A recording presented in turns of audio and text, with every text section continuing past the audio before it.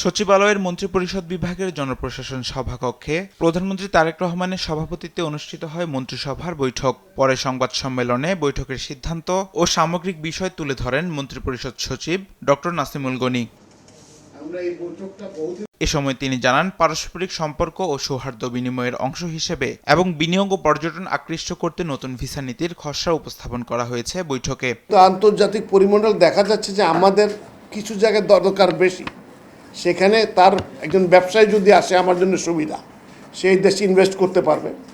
তো এই নিরিখে এই বোধটা আমাদের হয়েছে। সেই কারণে আমরা এই গভর্নমেন্ট চাচ্ছে যে একটা ইকোনমিক থ্রাস্ট হোক, বিভিন্ন জায়গায় চেষ্টা করা হচ্ছে। তার মধ্যে একটা অংশ হলো এটা, যে ভিসা পলিসিটা সহজ করা। অর্থমন্ত্রীর নেতৃত্বে একটি কমিটি গঠন করা হয়েছে জানিয়ে তিনি বলেন, ভিসার ক্ষেত্রে 34টি ক্যাটাগরি করা হয়েছে। ভিসা পলিসিতে যেসব দেশ কালো তালিকাভুক্ত ছিল তা বহাল রয়েছে। এটা মোটামুটি চূড়ান্ত হয়ে গেছে, কিন্তু লাস্টলি মাননীয় অর্থমন্ত্রীর সভাপতিত্বে একটা মন্ত্রিসভা কমিটি করা হয়েছে, যেটা 1 মাস এটা তার ভিতরে স্বরাষ্ট্র মন্ত্রণালয় রয়েছে, সিকিউরিটি ইস্যুগুলো দেখবে, পর্যটন মন্ত্রণালয় রয়েছে, বাণিজ্য মন্ত্রণালয় রয়েছে, যাতে তাদের যদি আরও কোনো ইন্টারেস্ট থাকে যেটা এই পলিসিটাকে সমৃদ্ধ করবে, সেটুকু করে এটা চূড়ান্ত করা হবে।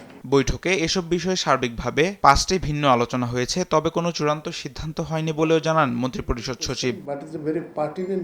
তামিম মাহবুব, দেশ টিভি, ঢাকা।